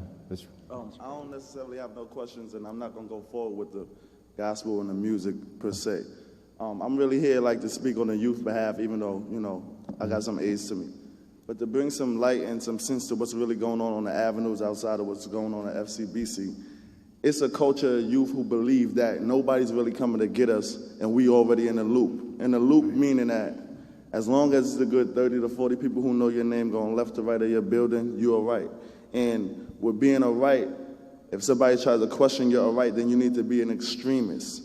So now with that being said, if a person like Kirk Franklin is going to take the time to quote unquote try to get in tune with that person, and that's the best effort that he did, people like you got to use that tool or as far as he came and take it the rest of the way. The biggest issue right now is the criticism. So many people take time to criticize no matter what level you're on. Nobody's getting focused, so we all struggling. The reality of America is the higher your tax bracket, the more control you have over your life. My reality is the more in tune with your life, the longer you're going to live, and more chances you are to see success or the American dream for what it's worth. Now, ironically, I got to speak on the music for you to get my point for what it's worth. I grew up with a grandmother who would sing. I don't even know what type of gospel grandma would sing. Word, right? And then I grew up with some gospel that I was forced to really get in tune with because the same grandmother who sung her gospel sent me to church to learn my own. Now, I took a lot of years off from church. It may be somebody in here who think they know me. They don't know me because they don't know how well I know Jesus. Like, nobody will never know you until you know yourself, until you can confirm that you know Jesus in the world of America, because it's so many politics that really smother the spiritual that you fight through the flesh. You out of tune with the whack of where you're going after this world anyway. It's like we all chasing something that you can get and still lose, and then you don't know whether you're going to heaven or not. So it's like, who's going to take the time to learn every avenue of life and then try to reach them all at the end of the race? Like, people's mad that somebody's reaching out to the dope boy and somebody else reaching out to the preppy boy, but we all supposed to know Jesus. Who's going to learn how to coordinate them all? Like the graphs that they teach us in school that don't really mean nothing if you broke. Like, you learn about these graphs in the 4th grade, but if you can't get to no money to work the graph, you learned that for no reason, supposedly. But moving forward, like, who's going to take these coordinates and put them together and show the picture of Jesus Christ? Or just keep talking about how they understand this diagonal angle, but they're not making it right. Like, I really don't understand. So, like, now, moving forward to the lady point about the power of promotion. If people learned how to take the power of God and commercialize it, like how they do with truth, and they bring cancer to you live, they don't stop. Like, whether you want to see it or not, you see the power of cigarettes. If people learn how to do that with the word of God, that can make a change. Because if you see that it's real, if you stop dealing with the politics and you see that, yeah, the same person, if you have the train that didn't have to go through the system that we know, what's his name, Raymond Kelly, have set up for you to go through, that's God on your side, because it's that easy. Like, people come out their house thinking they just go to the store and never go back home, that I know. So when we could unify Jesus in every single struggle, it can work. But people who just criticize in one lane of trying to make that image, we're going to lose forever and a day. I guarantee you that. All right, thank you. Let me just respond real quick. Quick response, because, and then the last question. Because this is not all, I mean, there's much more in the book than gospel music. And, talking about what's going to put us forward as a people too, it's not just about criticism. We have to try to critically understand. We're not going to be able, we have to really engage these questions. And it's not about putting folk down. It's about, looking at them critically together. And we can come out the same place, but we have to engage them. We have to be willing to question them and engage them. And so, brother, you're talking about bringing the coordinates together. Yeah, we have to bring them together. But one thing that Jesus modeled for us is that he asked hard questions. And he was willing to engage things and that people weren't willing to engage quite often, because they were afraid they're going to be seen as being critical and all that. I have a responsibility. I've learned some things. I have a responsibility, just like you've learned some things, to raise these points. Now, we'll come out together if we're sincere. But if we're talking about Jesus, then we're not just talking about what makes us feel good or what buttresses where we are. And so anyway, I just wanted to raise that point. So I hope that we talk about some other things too, because no one here is anti-church. I was president of a theological seminary that trained ministers. I grew up in the church. I'm ordained in the AME Church. We're talking about looking at the Bible. We're not talking about fighting over it. We're talking about engaging. We're not going to be loggerheads here. Okay. Quick question. And then we're going to. Yesterday, Obery and I had an engagement about the gospel singing, and I'm a gospel singer, so at first I was like, what is he talking about? But in some areas, I said to him, you are absolutely right in where we have allowed some of the music to go. We have made it competitive, a competition more than we have in some areas made it where Jesus is being moved in it. So I want you to know that it made me take a critical look at it and say he's absolutely right. I remember in the church back in the 70s and 80s where it was when we sang music and I'm an MC, so I do a lot of gospel competitions and a lot of different things, and I see where it changed, where as a gospel singer, I loved the music and loved going to where sometimes I'm like, is it over yet? And so what I would like to see for us to be able to do is to be mindful of what did Jesus do and say and teach, because I believe we have gotten away from that. And I'm also a pastor, but I was at a place that I was sick of the church. And I was sick of the church because of the antics. And I remember sometime we would sing the gospel music in the church, and it really wasn't going anywhere. But when we got outside in the public arena, it was more accepted. And so I would like us to the church, and the question I want to ask is, we are hearing these things. How do we today begin to think of these things critically and then be able to try to come back and to recapture? Yeah. Because the church is dying, and we need to be real with that. There are some churches that are really prospering, but there are churches that are dying because people don't want to be there. So how do we take all those different things now? Yeah. And we've heard the critiques. We're hearing the critiques. Okay. Now how do we put it all together? Yeah, how do we bring it all together? Good question. And no, I appreciate that. And, you know, I will say this. First off, the way that I ended that essay, I thought I just gave it a thumbnail, and I misportrayed it, I think.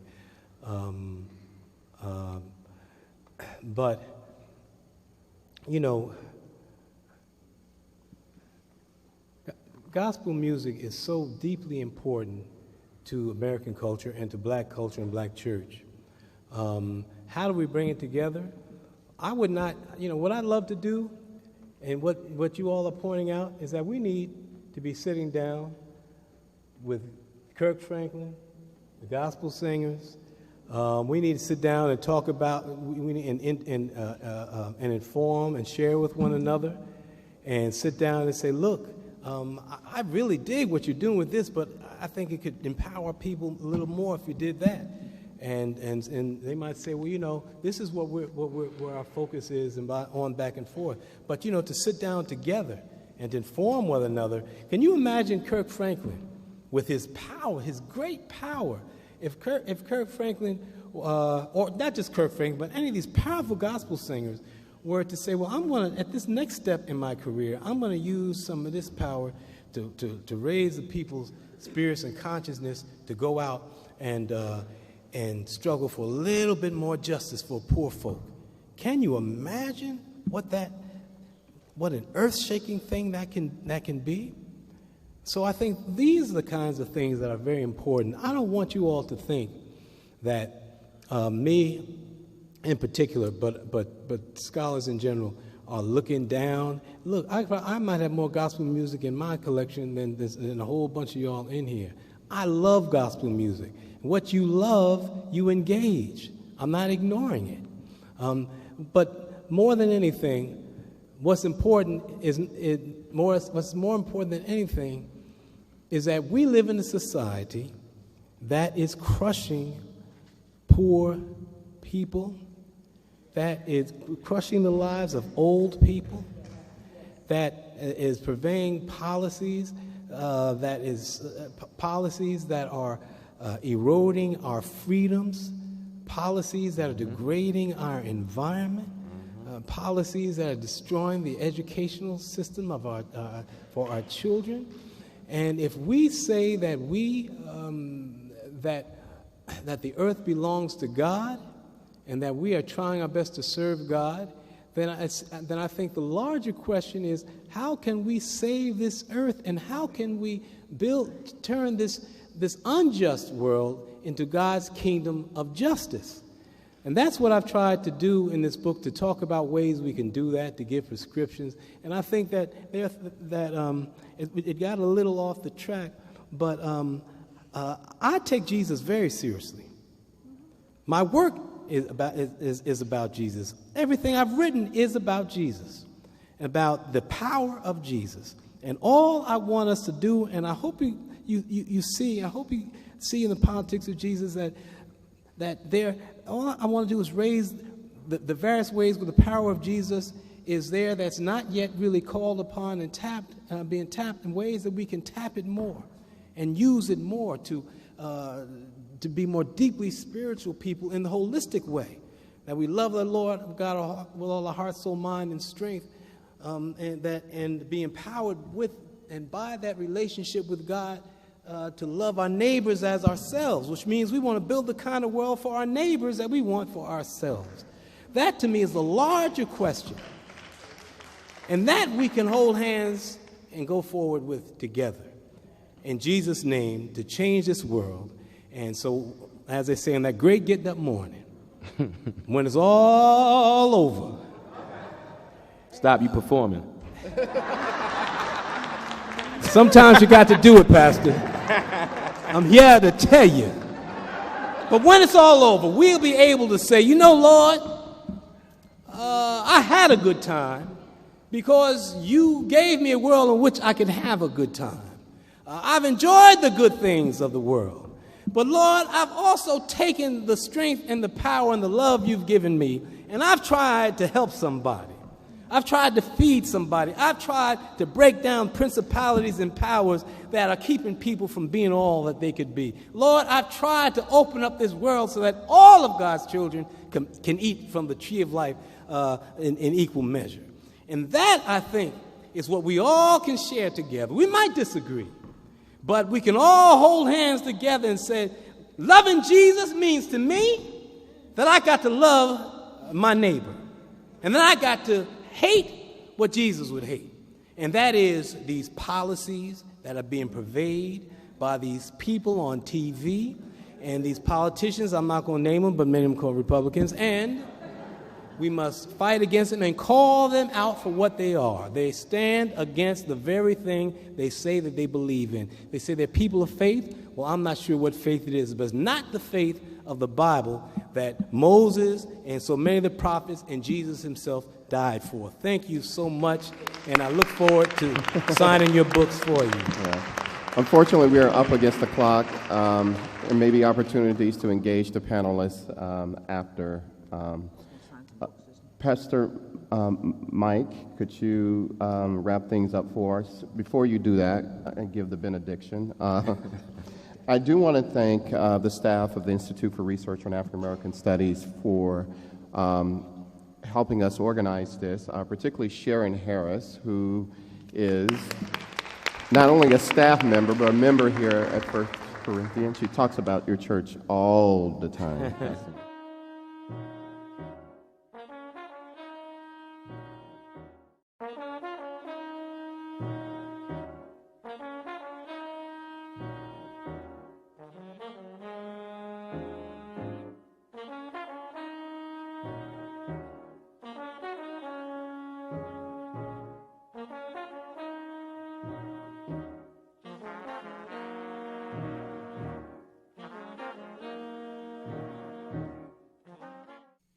We are here to celebrate and reflect on the publication of Professor Obery M. Hendricks Jr.'s newest book, The Universe Bends Toward Justice. Now, as many of you probably already know, Professor Hendricks is a professor of biblical studies interpretation at New York Theological Seminary and a visiting scholar in religion and African American studies at Columbia. He's a former Wall Street executive, and he's the author of a widely received book, The Politics of Jesus, Rediscovering the Revolutionary Nature of Jesus' Teachings and How They Have Been Corrupted. Now, like this book, The Politics of Jesus, his newest book, The Universe Bends Towards Justice, is a provocative book that raises questions about the role of that the role of Christianity plays in conferring power to the already powerful and legitimizing the state of the poor in the nation. Now, as he writes in the opening pages of the book, we are living in insane times. Like the purveyors of a bad Orwellian joke, the religious right and the right-wing politicians have hijacked the meanings of justice and equality and cynically perverted them into very opposites. The Hebrew Bible and the Gospel of Jesus both command all who hold them dear to care for the poor, the weak, the vulnerable, yet right-wing politicians and prosperity preachers shamelessly interpret the Bible in ways that serve America's rich and ignores the sufferings of the poor. Now, that's just the first few sentences of the book. There's a lot more of critiques of that type. And so what he does in his book is explores the gap in the spirituality of Jesus and the spirituality of the contemporary church.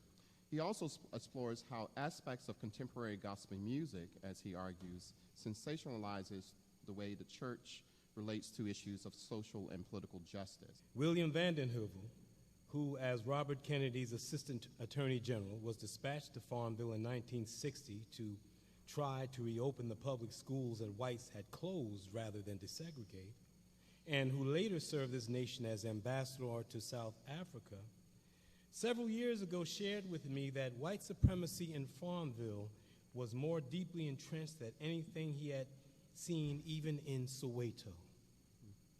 In this closed swelter of truncated lives and strivings, even dreams seemed to be banned, much less real prospects. So Obery Hendricks Sr. left home in the 9th grade to eke out a subsistence as a railroad porter, rather than choke on the peasant farm dust that had consumed his father, eventually leaving the rails to learn the bricklayer's trade, at which he proudly toiled for the rest of his life. He moved his little family, my mom and me, my sister Linda graced our lives later.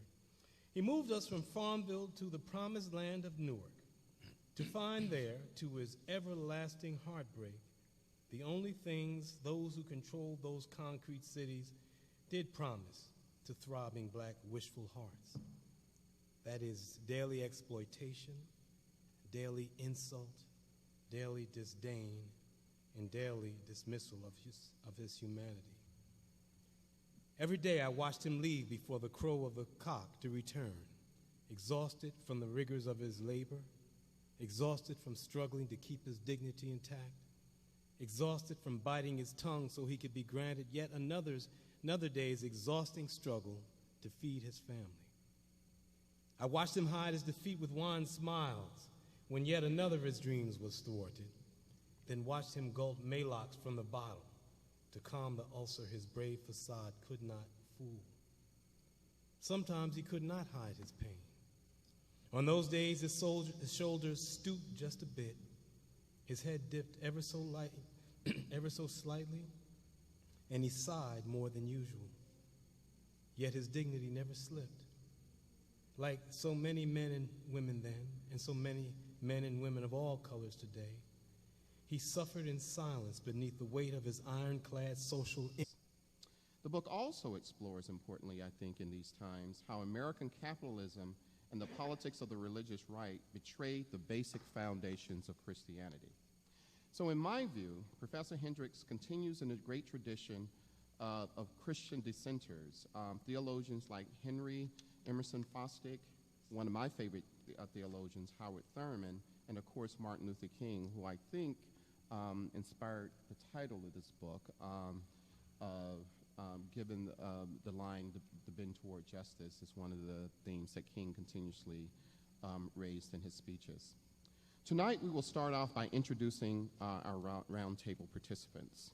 First, just throw your hands up, we're not going in necessary order, is Professor Barbara D. Savage, who is the Geraldine R. Siegel Professor of American Social Thought and Professor of History in the at University of Pennsylvania, where she has taught since 1995. Her most recent book, Your Spirits Walk Beside Us, The Politics of Black Religion, published by Harvard University Press, is a historical examination of debates about the public responsibility of black churches and the role of religion in racial leadership. Professor Savage received her doctorate at Yale and holds a law degree from Georgetown University and received her undergraduate degree at the University of Virginia. Reverend Dr. Serene Jones.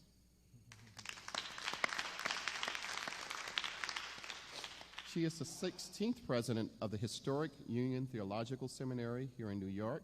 She is the first woman to head the 174-year-old non-denominational seminary, And Professor Jones came to Union from Yale University, where she was professor of theology at the Divinity School there and chair of the Women, Gender, and Sexuality Studies at the Graduate School of Arts and Sciences. She holds degrees from the University of Oklahoma, Yale Divinity School, as well as another degree from Yale University. Dr. Jones is ordained in the Christian Church, Disciples of Christ, and the United Church of Christ. And also, I have to say, Professor Jones has pulled immobility in a society that did not care that he had a heart and that it bled. So yes, I watched racism hack away at his spirit, but it was never racism alone. It was also elitism, classism, class warfare waged in the name of the Bible, the flag, and the divine right of the wealthy and powerful to remain wealthy and powerful. But equally culpable was the church, the mainstream church that proclaimed its rights to everyone's allegiance, whether actively supporting the political economic system that any Sadducee would love, or tacitly supporting that system by failing to stand against it or even denounce it. The church to whom my father gave his heart failed him.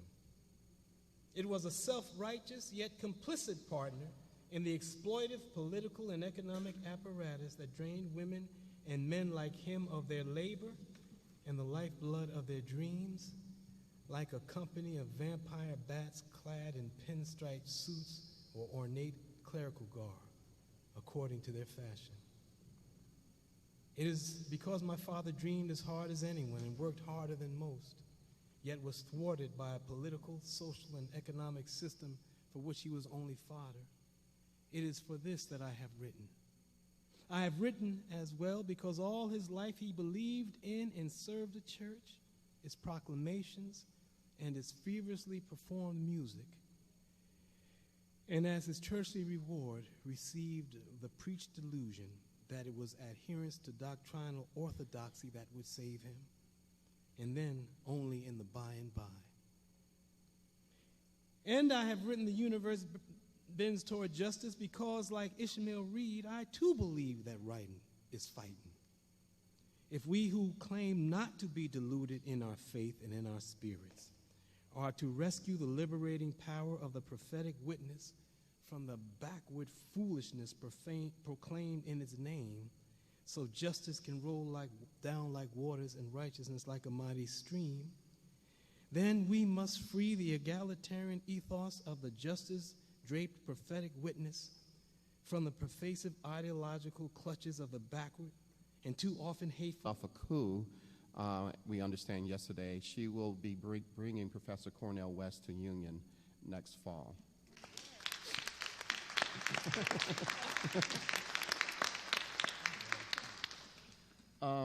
Pastor Mike, I was just told I can call him Pastor Mike. You guys already know him.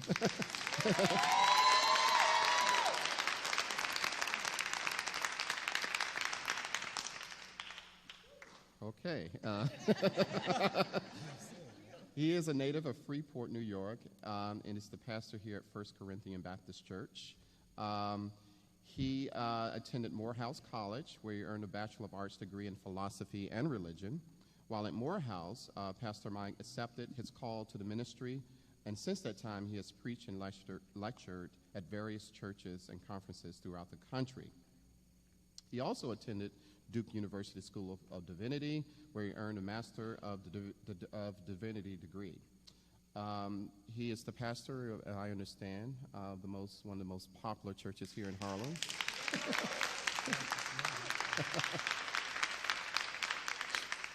And we're very glad that and the congregation is hosting us this evening.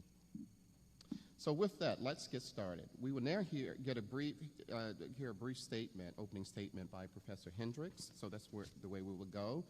And we will follow then with statements from each of our panelists, no more than 7 to 10 minutes.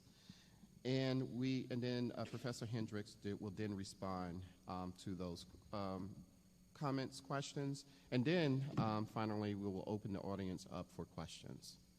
Over. Thank you. Thank you, Professor Harris. And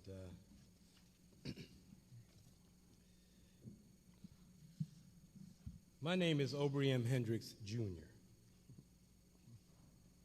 Obery M. Hendricks, Sr., whose namesake and only son I am, was born in 1926 on the outskirts of Farmville, Virginia, where almost three decades later, I would also first draw breath.